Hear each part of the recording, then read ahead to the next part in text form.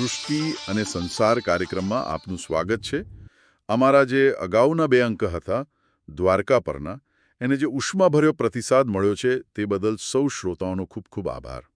સાચે જ એનાથી અમને ઘણો ઉત્સાહ મળ્યો છે. ખરેખર. અને એ પ્રતિસાદ એ પણ બતાવે છે કે આપણા ઇતિહાસને, એની જે જટિલતાઓ છે, એને સમજવામાં લોકોને કેટલો ઊંડો રસ છે. દ્વારકાની જેમ જ ગુજરાતની ધરતી પર બીજા ઘણા પ્રાચીન રહસ્યો સચવાયેલા છે. બરાબર. અને એ જ કડીને આગળ વધારતા આજે આપણે ગુજરાતના જ એક અત્યંત મહત્વના સ્થળની વાત કરવાના છીએ, લોથલ. આમ તો આ ચર્ચા મેં ખાસ એવા શ્રોતાઓ માટે તૈયાર કરી છે જેમને સિંધુ ખીણ સંસ્કૃતિ એટલે કે ઇન્ડસ વેલી સિવિલાઇઝેશન, આઈવીસી, અને એમાં પણ ખાસ લોથલ વિશે કદાચ બહુ ઊંડાણપૂર્વકની જાણકારી ન હોય. હા, કારણ કે લોથલ છે ને એ સિંધુ ખીણ સંસ્કૃતિનું એક અનોખું પાસું ઉજાગર કરે છે. એની મુખ્ય ઓળખ એક સુવ્યવસ્થિત નગર તરીકેની છે અને સાથે સાથે અદ્યતન ઇજનેરી કૌશલ્યનું પણ એ ઉદાહરણ છે. હવે પેલું બંદર હતું કે નહીં એ મુદ્દા પર તો આપણે આગળ વાત કરીશું જ, પણ એ એક મહત્વનું કેન્દ્ર હતું, એમાં કોઈ શંકા નથી. તો ચાલો આ સફરની શરૂઆત સમયના સંદર્ભથી કરીએ. જ્યારે લોથલ લગભગ કહીએ તો ઈસવીસન પૂર્વે 2300ની આસપાસ એની ચરમસીમા પર હતું, ત્યારે દુનિયાના બીજા ભાગોમાં શું ચાલી રહ્યું હતું? થોડું એ ચિત્ર જોઈએ. ચોક્કસ. જુઓ, એ જ સમયગાળામાં મેસોપોટેમિયા એટલે આજનું ઈરાક અને આજુબાજુનો વિસ્તાર, જે ટાઇગ્રીસ અને યુફ્રેટિસ નદીઓ વચ્ચે છે, એ સંસ્કૃતિના મુખ્ય કેન્દ્રોમાંનું એક ગણાતું. એને સંસ્કૃતિનું પારણું પણ કહે છે. ત્યાં ઉરુક, નિપ્પુર અને ખાસ કરીને ઉર જેવા મોટા સમૃદ્ધ શહેરો વિકસ્યા હતા. ઉર શહેર તો 3જી સહસ્ત્રાબ્દીમાં એક મોટું વ્યાપારી મથક ગણાતું હતું. એમની પાસે પણ આપણી સિંધુ લિપિ જેવી કોઈ લેખન પદ્ધતિ હતી? હા, હતી. એમની લિપિ ક્યુનિફોર્મ તરીકે ઓળખાય છે. એ એટલે ભીની માટીની તકતીઓ પર અણીવાળા સાધનથી લખવામાં આવતી. અને સ્થાપત્યની વાત કરીએ તો ઉર શહેરમાં ઝિગ્ગુરાત નામનો એક વિશાળ મંદિર સંકુલનો મિનારો હતો. એ લગભગ 2100 ઈસવીસન પૂર્વે બંધાયો હતો. અને અહીં એક રસપ્રદ વાત એ છે કે ઉર શહેરને 2 બંદરો હતા અને એ બંને શહેરની મુખ્ય દિવાલોની અંદર હતા, સુરક્ષિત રીતે બાંધેલા. ઓહ, શહેરની અંદર બંદર! એ તો લોથલની રચના કરતા અલગ કહેવાય ને. લોથલમાં તો કહેવાતું બંદર નગરની બહાર છે. હા, બરાબર. કદાચ સુરક્ષા અને નિયંત્રણની દ્રષ્ટિએ આ અલગ અભિગમ હોઈ શકે. બીજું કે મેસોપોટેમિયામાં સારા લાકડા, પથ્થર અને ધાતુઓની અછત હતી. એટલે એમને જરૂરી વસ્તુઓ માટે દૂર દૂર સુધી વેપાર કરવો પડતો.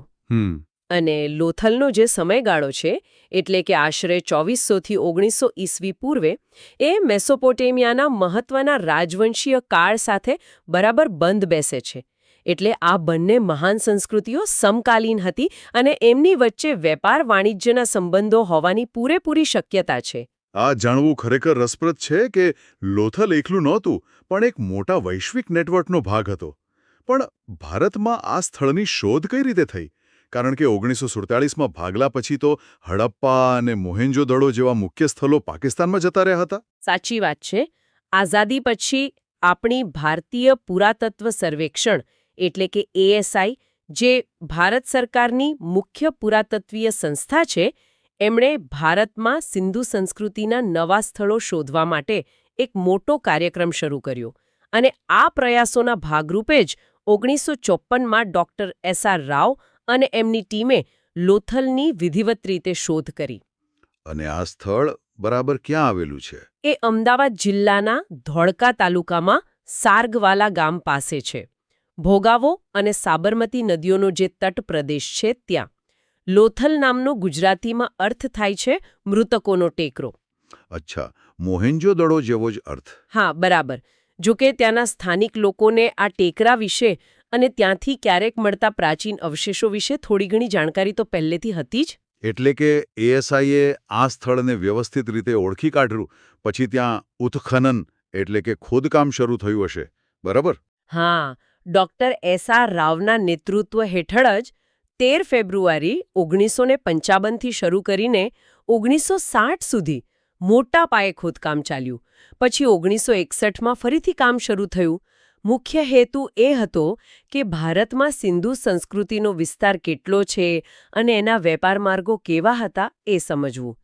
ટીમે ટેકરાના ઉત્તર, પૂર્વ અને પશ્ચિમ ભાગોમાં પદ્ધતિસર ખોદકામ કર્યું અને આ દરમિયાન જ નદી સાથે જોડાતી એક નહેર અને પેલી મોટી ઈંટોથી બાંધેલી ટાંકી જેવી રચના મળી આવી. અને જ્યારે ડોક્ટર રાવે આ રચનાને ડોકયાર્ડ એટલે કે જહાજો માટેનું બંદર ગણાવ્યું ત્યારે તો પુરાતત્વ જગતમાં અને સામાન્ય લોકોમાં પણ ભારે ઉત્તેજના ફેલાઈ હશે. એમાં તો નવાઈ નહીં. ચોક્કસપણે વિશ્વનું સૌથી પ્રાચીન ડોકયાર્ડ ભારતમાં મળ્યું એ સમાચાર જ રોમાંચક હતા. પણ એમના સંશોધનના જે વિગતવાર અહેવાલ હતા એ પ્રકાશિત થવામાં ખાસ્સો સમય લાગ્યો. પહેલો ભાગ છેક 1979માં આવ્યો અને બીજો 1985માં. ઓહ, આટલો બધો સમય? હા, અને એવું કહેવાય છે કે આ વિલંબનું એક કારણ એ પણ હતું કે એમના ડોકયાર્ડના સિદ્ધાંત સામે કેટલાક વિદ્વાનોએ વાંધા ઉઠાવ્યા હતા. એટલે ડોક્ટર રાવ એ વાંધાઓના તાર્કિક જવાબો પોતાના અહેવાલમાં વિસ્તારપૂર્વક સામેલ કરવા માંગતા હતા. અચ્છા, સમજાયું. તો ચાલો હવે સીધા એ ઉત્ખનનમાંથી મળેલા અવશેષો પર જ ધ્યાન કેન્દ્રિત કરીએ. સૌથી પહેલા લોથલનું નગર આયોજન એ કેવું હતું? શું તે બીજા હડપ્પીય શહેરો જેવું જ હતું? લોથલનું નગર આયોજન ખૂબ જ સુવ્યવસ્થિત હતું, મતલબ વિચારપૂર્વકનું. ખાસ કરીને લગભગ 2350 ઈસવીસન પૂર્વે એક મોટો પૂર આવ્યો હતો. એ પછી જ્યારે નગર ફરીથી બાંધવામાં આવ્યું ત્યારે એને વધુ મજબૂત અને વ્યવસ્થિત બનાવાયું. નગર મુખ્યત્વે 2 ભાગમાં વહેંચાયેલું હતું. એક ઊંચાઈ પર આવેલો એક્રોપોલિસ કે ઉપલો કોટ જ્યાં કદાચ શાસકો કે મહત્વના લોકો રહેતા હશે, અને બીજો નીચલું નગર જ્યાં સામાન્ય વસ્તી, કારીગરો, વેપારીઓ વગેરે રહેતા હતા. ઉપલા કોટમાં શું ખાસ સુવિધાઓ હતી? જો ઉપલા કોટલા એક મોટો વખાર એટલે કે વેરહાઉસ મળ્યો છે, પછી પાકી ઈંટોના બનેલા જાહેર સ્નાનાગાર, ભૂગર્ભ અને સપાટી પરની ગટર વ્યવસ્થા અને પીવાના પાણી માટેનો એક કૂવો પણ મળ્યો છે. આ બધું બતાવે છે કે આ વિસ્તારનું મહત્વ ખાસ હતું અને અહીં સુવિધાઓનું સ્તર ઊંચું હતું. અને નીચલું નગર, ત્યાંનું આયોજન કેવું હતું? નીચલા નગરમાં મુખ્યત્વે રહેણાંક મકાનો હતા, દુકાનો હતી, કારખાના હતા. રસ્તાઓ સીધા હતા અને એકબીજાને કાટખૂણે મળતા હતા. આખું નગર છે ને એ સૂર્યમાં સૂકવેલી ઈંટોના 1-2 મીટર ઊંચા ઓટલા પર બાંધવામાં આવ્યું હતું, જેથી પૂર સામે રક્ષણ મળે. દિવાલો માટે કાચી અને પાકી બંને પ્રકારની ઈંટો વપરાતી હતી. અને ખાસ કરીને પાકી ઈંટો અને ચૂનો રેતીના મિશ્રણથી બનેલો જે સાંધો છે, મોર્ટાર, એટલો મજબૂત હતો કે 4000 કરતાં વધુ વર્ષો પછી પણ એ અકબંધ જોવા મળે છે. આ સાંભળીને જ નવાઈ લાગે. 4000 વર્ષ! એ સમયની બાંધકામ ટેકનોલોજી કેટલી વિકસિત હશે? અને ગટર વ્યવસ્થા વિશે શું કહેવાય? ગટર વ્યવસ્થા તો સિંધુ સંસ્કૃતિના નગરોની આમ તો ખાસ ઓળખ છે. લોથલમાં પણ પાકી ઈંટોની બનેલી ઢંકાયેલી ગટરો હતી. એ ઘરના ગંદા પાણીને મુખ્ય ગટર સુધી પહોંચાડતી. ઘરોમાં સ્નાનાગાર અને શૌચાલય પણ હતા. અને કચરાના નિકાલ માટે રસ્તાઓ પર કુંડીઓ, જેને શૌચખાડા કહીએ, એ પણ હતી. આ બધું એક અત્યંત શિસ્તબદ્ધ અને સ્વચ્છતા પ્રત્યે જાગૃત સમાજની છબી રજૂ કરે છે. બરાબર. હવે આવીએ સૌથી ચર્ચિત અને કદાચ સૌથી પ્રભાવશાળી રચના પર, જેને ડોકયાર્ડ કહેવામાં આવે છે. તે બરાબર ક્યાં આવેલું હતું અને એની રચના કેવી હતી? આ જે વિશાળ ટાંકી જેવી રચના છે એ નગરની પૂર્વ દિશામાં છે, મુખ્ય વસાહતની નજીક પણ થોડી અલગ. એ પાકી ઈંટોથી ચારે તરફથી બાંધેલી છે અને એનો આકાર આમ તો લંબચોરસ જેવો છે, પણ થોડો ટ્રેપેઝોઇડ છે. એટલે કે એક બાજુ થોડી સાંકડી, એક બાજુ પહોળી. અને માપમાં ઉત્તરથી દક્ષિણ એની લંબાઈ આશરે 215 મીટર છે અને પૂર્વથી પશ્ચિમ પહોળાઈ લગભગ 35 મીટર. ઊંડાઈ બહુ વધારે નથી, લગભગ 3 મીટર જેટલી જ હશે. તો પાણી આવવા જવા માટે શું વ્યવસ્થા હતી? ઉત્તર બાજુએ લગભગ 7 મીટર પહોળો એક પ્રવેશ માર્ગ હતો. ઇનલેટ કહીએ એને. એ કદાચ નદી કે ખાડી સાથે જોડાતો હશે, જેનાથી ભરતી વખતે પાણી અંદર આવી શકે. અને દક્ષિણ છેડે વધારાનું પાણી બહાર કાઢવા માટે અથવા પાણીનું લેવલ જાળવી રાખવા માટે એક નાનો, લગભગ 1 મીટર પહોળો દરવાજો હતો, જેને સ્લુઇસ ગેટ કે સ્પિલવે કહી શકાય. ઓહ! અને એવું પણ જાણવા મળ્યું છે કે સમય જતાં જ્યારે નદીએ પોતાનો પ્રવાહ બદલ્યો લગભગ 2000 ઈસવી પૂર્વે ત્યારે આ ટાંકી સુધી પાણી પહોંચાડવા માટે એક નવી લગભગ 2 કિલોમીટર લાંબી અને 7 મીટર પહોળી નહેર પણ ખોદવામાં આવી હતી. બાપરે, 2 કિલોમીટર લાંબી નહેર. હા, અને આ રચનાની પશ્ચિમ બાજુએ 220 મીટર લાંબો કાચી ઈંટોનો એક ઓટલો એટલે કે વાર્ફ પણ હતો. એ સીધો વખાર વિસ્તાર તરફ જતો હતો. એના પર માલસામાન ઉતારી કે ચડાવી શકાતો હશે. આટલી વિગતવાર રચના. પણ તેમ છતાં આ ડોકયાર્ડ જ હતું એ બાબતે વિવાદ શા માટે છે? કંઈક તો હશે ને? હા, એ જ મુખ્ય પ્રશ્ન છે. જુઓ, ડોક્ટર રાવ અને એમના સમર્થકો એને ભરતી ઓટ આધારિત ડોકયાર્ડ માને છે કે જ્યાં ભરતી વખતે જ જહાજો પ્રવેશી શકતા અને સમારકામ કે માલની હેરફેર કરી શકતા. પણ કેટલાક બીજા પુરાતત્વવિદો જેમ કે લોરેન્સ લેશનિક અને ઉમાકાંત શાહ એમનો મત અલગ છે. શું કહે છે એ લોકો? એમની દલીલ એવી છે કે લોથલ નગરનું કદ જે ફક્ત 7 હેક્ટર છે એ આંતરરાષ્ટ્રીય બંદર માટે ઘણું નાનું કહેવાય. બીજું, આ ટાંકીની ઊંડાઈ મોટા જહાજો માટે પૂરતી નથી. ત્રીજું, નગરમાં પીવાના પાણીના ફક્ત 2 જ કૂવા મળ્યા છે. એટલે શક્ય છે કે આ મોટી ટાંકીનો મુખ્ય ઉપયોગ પીવાના અથવા તો સિંચાઈના પાણીના સંગ્રહ માટે થતો હોય, ડોકયાર્ડ તરીકે નહીં. અને પેલા લંગર પથ્થરો એન્કર સ્ટોન્સનો શું? એનું શું અર્થઘટન છે? હા, ડોક્ટર રાવે કેટલાક મોટા કાણાવાળા પથ્થરોને જહાજના લંગર ગણાવ્યા હતા. પણ વિરોધીઓ કહે છે કે આ પથ્થરો કદાચ શેડૂફ, જે પાણી ખેંચવા માટે વપરાતું એક સાદું સાધન છે, એના વજન તરીકે પણ વપરાયા હોઈ શકે છે. એટલે કે પુરાવાની અર્થઘટનમાં મતભેદ છે. તો શું કોઈ એવી વૈજ્ઞાનિક કસોટી થઈ છે જે આ મુદ્દા પર થોડો પ્રકાશ પાડી શકે? કંઈક તો થયું જ હશે. થઈ છે. ગોવાની જે નેશનલ ઇન્સ્ટિટ્યૂટ ઓફ ઓશનોગ્રાફી છે, NIO, જે સમુદ્ર વિજ્ઞાનનો અભ્યાસ કરે છે, એમણે આ ટાંકીના તળિયેથી માટીના નમૂના લીધા અને એનું પૃથક્કરણ કર્યું. અને શું મળ્યું એમાં? એમાં એમને ફોરામિનીફેરા નામના સૂક્ષ્મ દરિયાઈ જીવોના અવશેષો મળ્યા. આ જીવો સામાન્ય રીતે ખારા પાણીમાં જ જોવા મળે છે. આ ઉપરાંત માટીમાં મીઠું અને જીપ્સમના સ્ફટિકોની હાજરી પણ નોંધાઈ.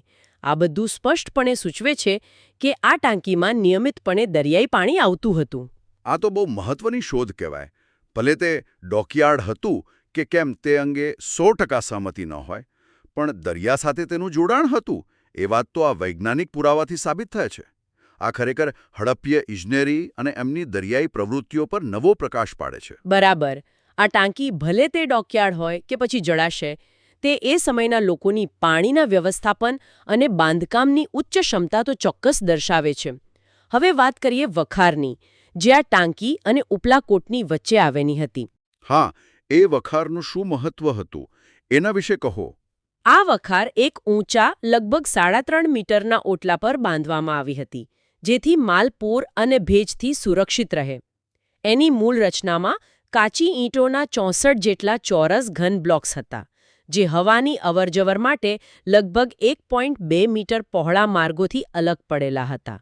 એના પર લાકડાનું છાપરું હશે એવું મનાય છે, પણ દુર્ભાગ્યે આગ લાગવાને કારણે એનો મોટો ભાગ નાશ પામ્યો છે અને હવે ફક્ત 12 બ્લોક્સના અવશેષો જ બચ્યા છે. અને ત્યાંથી શું મળ્યું જે તેનું મહત્વ સમજાવે છે? સૌથી મહત્વની વસ્તુ છે લગભગ 17 જેટલી માટીની મુદ્રાઓ, એટલે કે ક્લે સીલિંગ્સ. આ મુદ્રાઓ ભીની માટી પર અસલી સીલ એટલે કે મુદ્રા દબાવીને બનાવાતી અને એને માલના પોટલા કે કોથળાઓ પર બાંધવામાં આવતી, જેથી ખાતરી રહે કે માલ સાથે છેડછાડ થઈ નથી. અચ્છા. પણ રસપ્રદ વાત એ છે કે આ 70માંથી મોટાભાગની મુદ્રાઓ પર જે છાપ છે તે લોથલની સ્થાનિક મુદ્રાઓની નથી, પરંતુ હડપ્પા, મોહેંજો-દડો કે બીજા સિંધુ સ્થળોની છે. ઓહ, આનો અર્થ શું થયો? આનો સ્પષ્ટ અર્થ એ થયો કે લોથલ ફક્ત પોતાનો માલ નિકાસ જ નહોતું કરતું, પણ તે બીજા હડપ્પીય કેન્દ્રો પરથી આવતા માલસામાન માટેનું એક મુખ્ય ક્લિયરિંગ હાઉસ અથવા તો વિતરણ કેન્દ્ર પણ હતું. માલ અહીં આવતો, એની કદાચ ચકાસણી થતી અને પછી એને આગળ મોકલવામાં આવતો હશે, કદાચ દરિયાઈ માર્ગે પશ્ચિમ એશિયા તરફ. આ લોથલના વ્યાપારી મહત્વને બહુ સ્પષ્ટ રીતે રેખાંકિત કરે છે. એટલે કે લોથલ સિંધુ ખીણના આંતરિક અને બાહ્ય વ્યાપારનું એક મોટું જંકશન હતું. આ વ્યાપારમાં કઈ વસ્તુઓ મુખ્ય હતી? ખોદકામમાંથી બીજી કઈ કલાકૃતિઓ મળી છે? લોથલ તો કલાકૃતિઓનો ખજાનો છે એમ કહી શકાય. એ મણકા બનાવવાનું ખૂબ મોટું કેન્દ્ર હતું. ખાસ કરીને કાર્નેલિયન નામનો જે અર્ધકિંમતી પથ્થર આવે એના મણકા, જેના પર સુંદર કોતરણી એટલે કે એચિંગ કરવામાં આવતી. આવા 11 કોતરેલા કાર્નેલિયન મણકા મળ્યા છે, જે કોઈ પણ એક હડપ્પન સ્થળેથી મળેલા સૌથી વધુ છે. 11. હા, અને સોનાના અત્યંત બારીક 0.25 મિલીમીટરથી પણ નાના વ્યાસના મણકા બનાવવાની ટેકનિક પણ તેઓ જાણતા હતા. આ મણકા અને બીજું ઝવેરાત મેસોપોટેમિયા, ઉર, કિશ, બહેરીન, ઇજિપ્ત અને કદાચ આફ્રિકા સુધી પહોંચતા હતા. અને આંતરરાષ્ટ્રીય વ્યાપારનો સૌથી મોટો પુરાવો છે અહીંથી મળેલી એક ગોળ બટન જેવી ફારસી અખાત એટલે કે પર્શિયન ગલ્ફ શૈલીની મુદ્રા. આ નાનકડી મુદ્રા કેટલું બધું કહી જાય છે, ઇતિહાસની કડીઓ જોડે છે. અને ધાતુકામ વિશે શું? ધાતુકર્મમાં પણ તેઓ નિષ્ણાત હતા. અહીંથી મળેલું તાંબુ ખૂબ જ શુદ્ધ છે, જે સૂચવે છે કે તે કદાચ બહારથી, શક્યતઃ અરબસ્તાનથી આયાત થતું હશે. કાંસાના ઓજારો જેવા કે કુહાડી, તીરના ફળા, માછલી પકડવાના ગલ, છીણી, ભાલા વગેરે મળ્યા છે. તેઓ લોસ્ટ વેક્સ પદ્ધતિ જેવી જટિલ કાસ્ટિંગ ટેકનિક જાણતા હતા, જેનાથી તેઓ પોલાણવાળી ધાતુની વસ્તુઓ પણ બનાવી શકતા. વળી વક્ર કરવત અને ટ્વિસ્ટેડ ડ્રીલ જેવા વિશિષ્ટ ઓજારો પણ મળ્યા છે, જે તેમની કુશળતા દર્શાવે છે. દરિયાકાંઠાની નજીક હતું એટલે શંખ છીપલાનો ઉદ્યોગ પણ હશે જ ને? ચોક્કસ. કચ્છના અખાતમાંથી ઉચ્ચ ગુણવત્તાના શંખ મળતા હતા. એમાંથી બંગડીઓ, ચમચા, મણકા અને બીજી સુશોભનની વસ્તુઓ બનાવવામાં આવતી. એ જ રીતે હાથીદાંત પર પણ કામ થતું હતું. હાથીદાંતની મુદ્રાઓ, કાસ્કા, પેટીઓ અને બીજી વસ્તુઓ પણ મળી છે. આટલા મોટા પાયે વ્યાપાર થતો હોય તો માપતોલની વ્યવસ્થા પણ એકદમ પાક્કી હોવી જોઈએ. બિલકુલ. લોથલમાંથી પ્રમાણિત વજન અને માપ મળી આવ્યા છે. વજનિયા શરૂઆતમાં ચર્ટ પથ્થરના હતા અને પછી રેતિયા પથ્થર એટલે કે સેન્ડસ્ટોનના બનતા હતા. માપ માટે હાથીદાંતની એક ફૂટપટ્ટી મળી છે, જેના પર અત્યંત સૂક્ષ્મ લગભગ 1.7 મિલીમીટરના અંતરે નિશાન કરેલા છે, જે તે સમયની ચોકસાઈ દર્શાવે છે. કુલ 213 જેટલી મુદ્રાઓ એટલે કે સીલ્સ મળી છે, જે હડપ્પા અને મોહેન્જો-દડો પછી ત્રીજા ક્રમે આવે છે. ઓહ! હા, આ મુદ્રાઓ પર બળદ, બકરી, વાઘ, ગેંડો, હાથી અને કેટલાક કાલ્પનિક પ્રાણીઓના ચિત્રો છે, અને સાથે હડપ્પીય લિપિમાં ટૂંકું લખાણ પણ છે, જે આપણે હજુ પૂરેપૂરું ઉકેલી શક્યા નથી. અને માટીકામ, શું તેમાં પણ લોથલની કોઈ વિશેષતા હતી? હા, લોથલનું માટીકામ પણ આગવું છે. અહીં માઇકેશિયસ રેડવેર, એક પ્રકારનું ચમકતું લાલ માટીકામ, અને બ્લેક એન્ડ રેડવેર, કાળો અને લાલ રંગનું માટીકામ જેવા સ્થાનિક પ્રકારો જોવા મળે છે.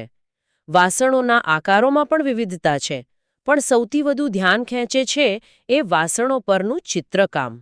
એવું શું ખાસ છે એ ચિત્રકામમાં? કેટલાક વાસણો પર આપણને જાણે વાર્તાઓ કહેતા ચિત્રો જોવા મળે છે. એક વાસણ પર પંચતંત્રની જાણીતી વાર્તા કાગડો અને શિયાળ જેવું દ્રશ્ય છે. ઝાડ પર કાગડો બેઠો છે, ચાંચમાં માછલી છે અને નીચે શિયાળ આમ લાલચું નજરે જોઈ રહ્યું છે. અરે વાહ! બીજા એક નાના વાસણ પર તરસ્યા કાગડાની વાર્તાનું ચિત્રણ છે, જેમાં કાગડો કુંજામાં કાંકરા નાખી પાણી ઊંચું લાવી રહ્યો છે અને બાજુમાં એક હરણ ઊભું છે. આ ચિત્રો તેમની કલાત્મક સૂઝ અને કદાચ તેમની લોકકથાઓની પણ ઝલક આપે છે. ખરેખર અદ્ભુત. આ ઉપરાંત માટીના અસંખ્ય રમકડા મળ્યા છે.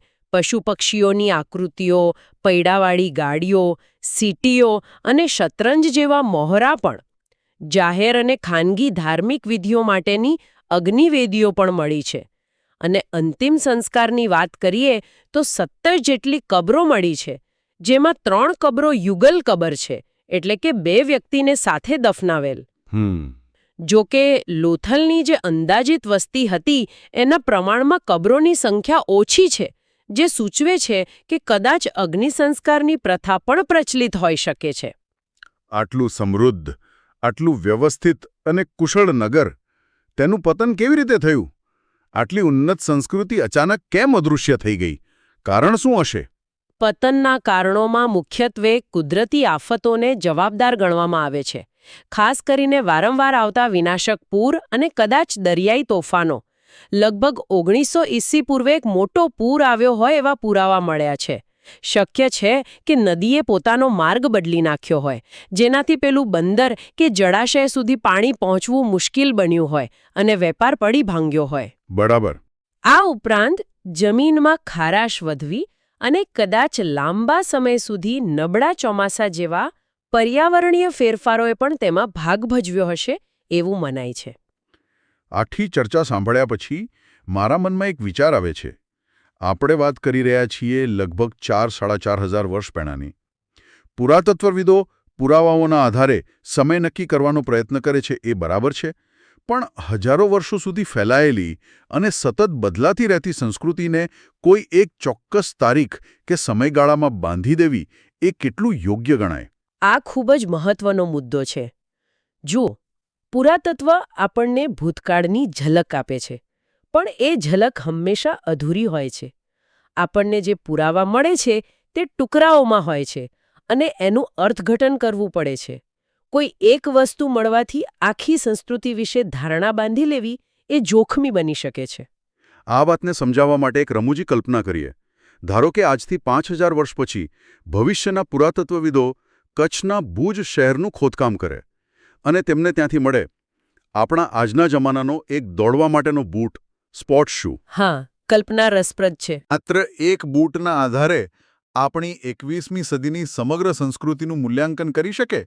શું તે એવું તારણ કાઢી શકે કે આ 21મી સદીના લોકો તો બસ બૂટ જ પહેરતા હતા? એમની ટેકનોલોજી, સમાજ, કળા બધું બૂટની આસપાસ જ ફરતું હતું? ના, બિલકુલ નહીં. આ ઉદાહરણ બરાબર સ્પષ્ટ કરે છે કે પુરાતત્વીય પુરાવા કેટલા મર્યાદિત હોઈ શકે છે અને એના આધારે ઉતાવળા નિષ્કર્ષ પર પહોંચવું કેટલું ગેરમાર્ગે દોરનારું હોઈ શકે. ઇતિહાસ અને સંસ્કૃતિનો પ્રવાહ તો નદી જેવો છે, સતત વહેતો અને બદલાતો રહે છે. એને થોડાક મળેલા અવશેષોના આધારે સંપૂર્ણપણે સમજી લેવો લગભગ અશક્ય છે. લોથલ જેવી સાઇટ્સ આપણને ભૂતકાળની બારીઓ પૂરી પાડે છે, પણ આખી ઇમારત તો આપણે કલ્પના અને સતત સંશોધનથી જ સમજવી પડે છે. તો લોથલની આ ઊંડાણપૂર્વકની ચર્ચામાંથી મળતો એક મહત્વનો બોધપાઠ એ છે કે ભૂતકાળને સમજવા માટે ધીરજ, ખુલ્લું મન અને મળેલા પુરાવાઓનું સાવચેતીપૂર્વકનું અર્થઘટન જરૂરી છે. દરેક શોધ જવાબો આપવાની સાથે નવા પ્રશ્નો પણ ઊભા કરે છે. અને એ જ ઇતિહાસ અને પુરાતત્વની રોમાંચકતા છે. આજની આ જ્ઞાનસભર યાત્રામાં અમારી સાથે જોડાવા બદલ સૌ શ્રોતાઓનો ખૂબ ખૂબ આભાર. સૃષ્ટિ અને સંસારનો વધુ એક રસપ્રદ અંક લઈને અમે ટૂંક સમયમાં જ ઉપસ્થિત થઈશું. આ કાર્યક્રમના નિર્માતા અને અમારા માર્ગદર્શક છે શ્રી કેતનભાઈ જણસારી. ત્યાં સુધી રજા આપશો. આવજો.